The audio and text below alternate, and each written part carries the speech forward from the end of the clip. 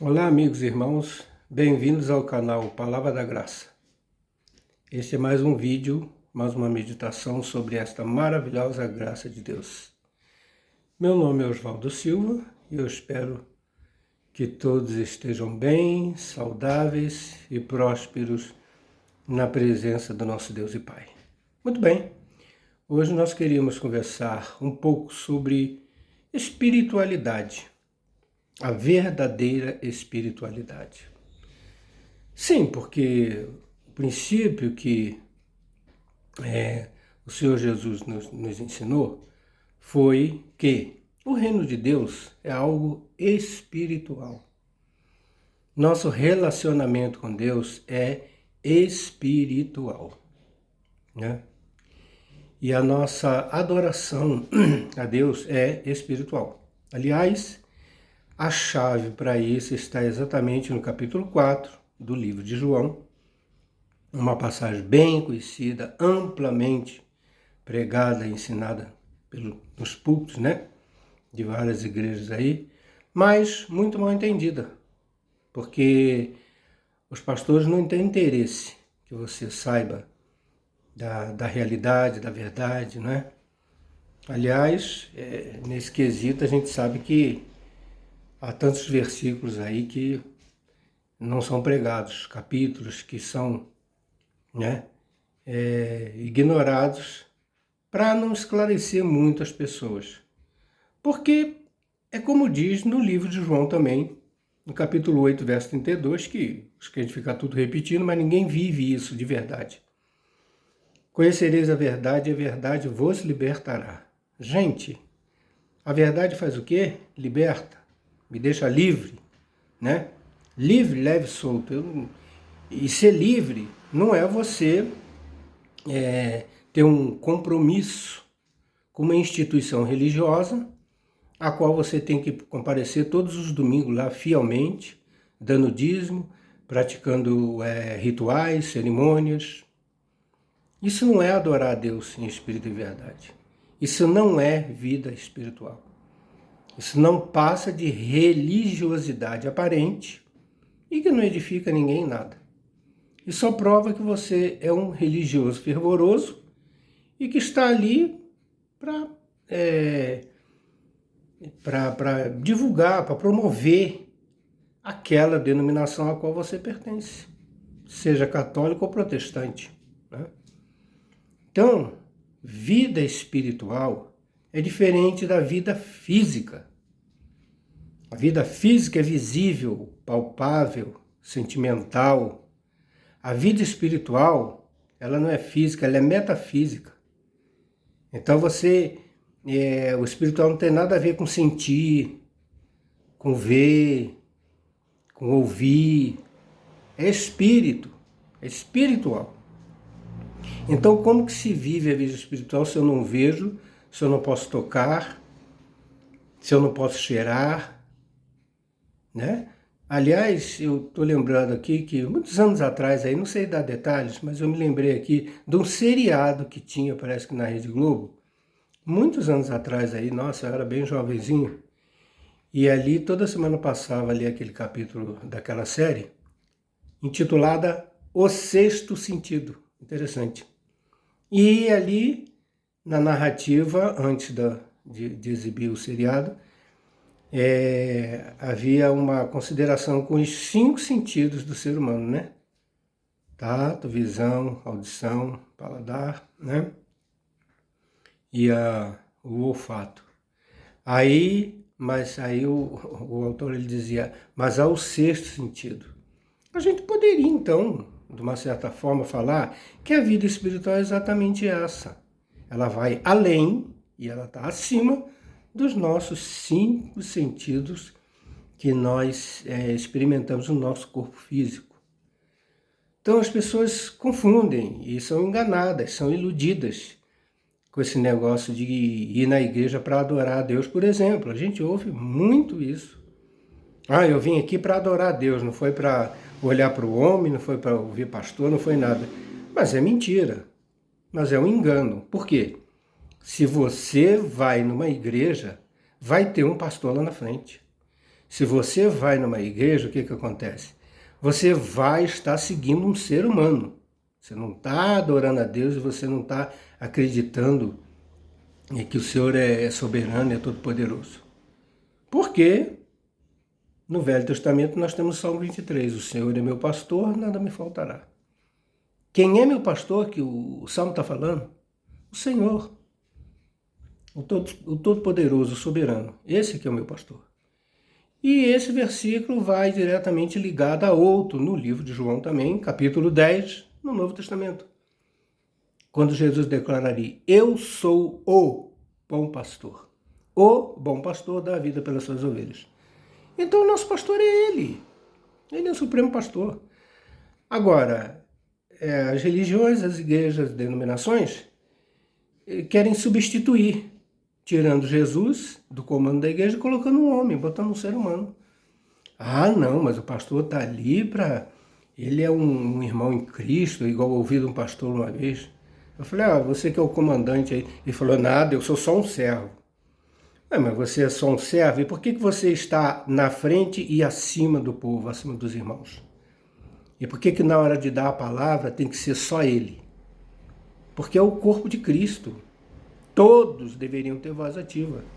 Todos podem participar, cada um com seu dom.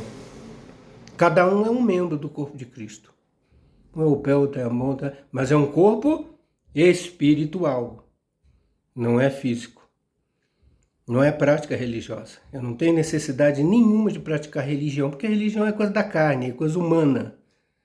Você pode ver ali, carta aos Gálatas, né, que Paulo escreveu no capítulo 5. Ele esclarece muito bem. Aliás, eu recomendo a leitura meticulosa, a leitura detalhada da carta de Paulo aos Gálatas. São 6 capítulos, né? E os evangélicos não têm costume de ler nada. E isso é uma coisa perfeitamente compreensível. Ele vai ler para quê? Se ele vai numa igreja onde tem um pastor que mastiga tudo para ele. Então eles carregam a Bíblia simplesmente para chegar lá, quando o pastor mandar abrir, aí eles abrem, onde o pastor fala, e ouve lá a pregação conveniente ao pastor e aos interesses da denominação. Não é a edificação das pessoas, né? Então, meu querido, vida espiritual, espiritualidade, não tem nada a ver com religião A, B ou C, não é? Então, quando a gente ouve relatos e a pessoa fala assim, nossa, ontem foi uma unção no culto, eu fico até arrepiado. Meu amigo, isso aí é coisa da carne. Ficar arrepiado, isso aí é emoção. Isso não tem nada a ver com o espiritual. Ah, mas Deus me revelou. Beleza. Também isso é perfeitamente possível. Mas aí Deus revela somente a uma pessoa. E toda hora e o dia inteiro a pessoa está tendo revelação, também não é normal, né? Aí a pessoa já pode estar com algum problema nas faculdades mentais, né? Não é normal. Ou aquela pessoa que fica vendo demônio, tem demônio para todo lado. É demônio. Aliás, tem uma igreja famosa aí, que arranca dinheiro dos outros mesmo assim, sem dó, e que chega lá domingo, lá no templo de Salomão, tá um formigueiro aquilo lá. Eles têm essa mania de tudo é demônio. Qualquer problema que você for lá, os desavisados, né, pensam que lá é uma igreja séria, eu vou me aconselhar com um pastor. Tá bom, eles têm pastores lá praticamente 24 horas, né? E a serviço daquela empresa deles, né? Então a pessoa chega e fala, não, eu estou com problema no casamento, eu estou com problema com meus filhos, estou com problema no meu trabalho, estou com problema de saúde. O que eles vão falar? Que é demônio, que é encosto. Então isso não é vida espiritual, gente, isso não é espiritualidade, não tem nada a ver. Mas tudo é usado para impressionar, para atrair, não é? E a pessoa quando cai numa armadilha de frequentar uma dessas falsas igrejas, porque eles botam o nome de igreja para dizer que está na Bíblia, para dizer que estão seguindo a Bíblia. Mentira, mentira. Só você conferir direitinho na escritura, abre, né? Torna a dizer que os religiosos não têm esse hábito, infelizmente, por isso que são enganados, por isso que nunca são libertos pela verdade, né? que a verdade deixa a gente livre. E no mesmo capítulo 8 do livro de João, no outro versículo 36 fala: se, pois, o Filho vos libertar, verdadeiramente sereis livres. Eu sou livre, irmão. Eu não devo satisfação a ninguém. Eu não tenho compromisso com lugar geográfico nenhum. Eu não preciso estar tal dia, tal hora, em tal lugar. Isso não é vida espiritual. A vida espiritual nós vivemos ela diariamente, semanalmente, mensalmente, anualmente e para a vida inteira. Isso é vida no Espírito, né? E como é que a gente sabe, como é que a gente se comunica com Deus? Que a gente precisa falar esses detalhes ainda, né? Porque o religioso está tão acostumado lá com aquelas pregações mentirosas do pastor dele, que ele fica confuso quando a gente fala isso. Isso não é novidade, você pode conferir no mesmo livro de João, no capítulo 3, quando Jesus é procurado por um escriba, né? Por um alto oficial da religião judaica lá, o Nicodemos, né? E Jesus ali conversando com ele. E Jesus, considerando que o homem era, né, uma autoridade, um príncipe ali do povo, ensinava, mas o homem ficou confuso. E Jesus ia falando as coisas e ele não estava entendendo. Até o ponto, no autor da conversa, Jesus falou: mas você é príncipe em Israel, não sabe essas coisas? Então, querido, pois é. A pessoa frequenta uma religião e ele não é liberto pela verdade bíblica, pela verdade de Cristo, não. Ele fica ali com a Bíblia na mão e sendo iludido, né? Pensando que está servindo a Deus, mas se você vai numa igreja, está servindo o homem. Porque denominação é tudo obra da carne, obra do homem, né? E você pode ver que cada dia surge uma igreja nova. Por quê? Porque é obra da carne. Discorda de um, não concorda com isso, abre igreja. E vai abrindo, vai abrindo, vai abrindo. Quanto mais abre igreja, pior fica, né? As pessoas não são esclarecidas nem ajudadas. E por que a gente fala isso? Ah, mas você tá perseguindo, está criticando. Não é. É a realidade. Nós vivemos numa cidade de São Paulo com inúmeros desafios e problemas sociais. Igreja em cada esquina. O que essas igrejas fazem para melhorar esse quadro social dos desempregados, dos viciados e presos na Cracolândia, dos mais de 80 mil moradores de rua? Essas igrejas não se preocupam com isso. E dizem que pregam o evangelho. Não sei como é que pregam o evangelho, se todo domingo eles se trancam em 4 paredes, pregando o evangelho para quem? Você está vendo como é que é uma ilusão? Como é que é uma contradição? Precisamos anunciar a palavra. Você vai anunciar a palavra lá para quem? Dentro de uma igreja? Se quisessem anunciar a palavra, eles sairiam pelas ruas, realmente, iam nas praças, e se preocupariam, né, com quem não tem o teto, com quem não tem o pão para comer, como o Senhor Jesus fez quando aqui andou entre nós, não é? Multiplicou pães e peixes para alimentar as multidões. Agora estaria na mão desses aí, que se dizem, né, servos de Cristo, mas eles não fazem isso. Ah, uma vez eu te dou uma cesta básica aí, né, com produtos de péssima qualidade. A maioria das igrejas dão uma cesta básica assim. Os produtos são sempre piores, os mais baratinhos. Jesus não fez assim não, Jesus não agiu desse jeito não, né? Então, querido, isso aí não é vida espiritual. Não é vida espiritual. E a vida espiritual nós vivemos ela aqui, ó. Aqui e aqui. É aqui que a gente vive. Porque na carta de Paulo aos Coríntios, capítulo 3 e no capítulo 6, ele repete: nós somos o verdadeiro templo de Deus. Aqui, ó. Nós somos o templo. Templo não é aquele templo construído pelo ser humano, não. Pelo pastor bacharel em teologia. Que igual aquela Assembleia de Deus lá no Brás, lá coberta de granito, tudo gastando milhões. Em vez deles investirem no ser humano, ajudarem as pessoas, né, saciarem a fome do faminto, não. Eles investem em coisas para projetar o nome deles, para a fama deles ficar bem evidente. E os cofres e o bolso dele encher de dinheiro, né? Pois é. No final, o interesse é tudo no dinheiro. Então, querido, não tem nada a ver isso aí. O templo somos nós. E, aliás, na carta aos Romanos também ainda fala. Romanos capítulo 8. Está escrito lá um versículo assim, ó. O próprio Espírito, o Espírito de Deus, testifica com o nosso espírito que somos filhos de Deus.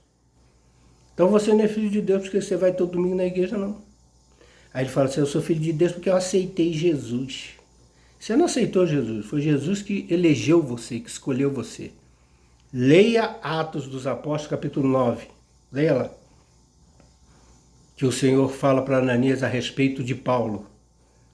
Paulo foi um vaso escolhido pelo Senhor para levar a palavra, né? Para os gentios, para os judeus e para os reis e para as autoridades. Então quem escolhe é ele, carta aos Efésios. Eu já recomendo a leitura da carta aos Efésios, né? Ele nos predestinou.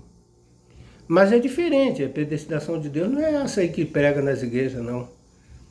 Não é que os presbiterianos falam que... Como é que é? A predestinação dos presbiterianos é de João Calvino, então não é da Bíblia. É de João Calvino. Tanto é que eles falam que somos calvinistas, olha só. Então, isso não é vida espiritual. Se você segue Martim Lutero, se você segue João Calvino, e tu segue teu pastor, isso é vida religiosa, carnal, mundana. Vida espiritual é você seguindo o único e supremo pastor, como dizem Eclesiastes, capítulo 12. O único e supremo pastor, né? Aí sim, aí você tem vida espiritual. Então, predestinação não é falar que Deus predestinou uns para ir para o céu e outros para ir para o inferno. Até porque o inferno é invenção da religião. Deus nunca criou inferno nenhum.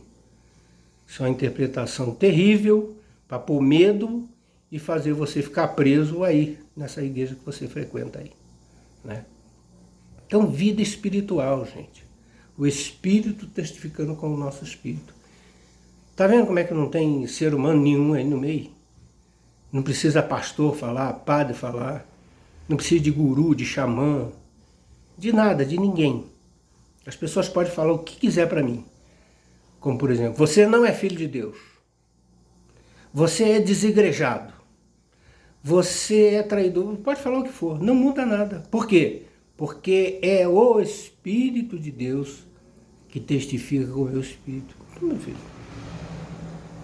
E diz Isaías, né? Agindo Deus, quem impedirá? E esse capítulo, acho que é capítulo 8 também da carta aos Romanos, né? Se Deus é por nós, quem será contra nós? Pode se levantar quem for, religioso, teólogo, pastor, igreja, ateu, não tem problema, não muda nada, porque a nossa eleição vem do Senhor e nós vivemos a verdadeira vida espiritual. Espero que você medite, que você mude, que o Espírito de Deus transforme a sua vida, para que você seja realmente esclarecido e passe a praticar uma adoração a Deus que os verdadeiros filhos de Deus praticam, a adoração feita em espírito e verdade, conforme está no capítulo 4 do livro de João. Jesus falou, não é em Samaria, não é em Jerusalém a adoração. Onde é que é, Senhor? Em espírito e verdade. Está vendo aí como é que casa lá com Romanos, com o que Paulo ensinou também, carta aos Romanos? Tá bom, meus queridos? Deus abençoe a todos. Fiquem todos na paz do Senhor Jesus.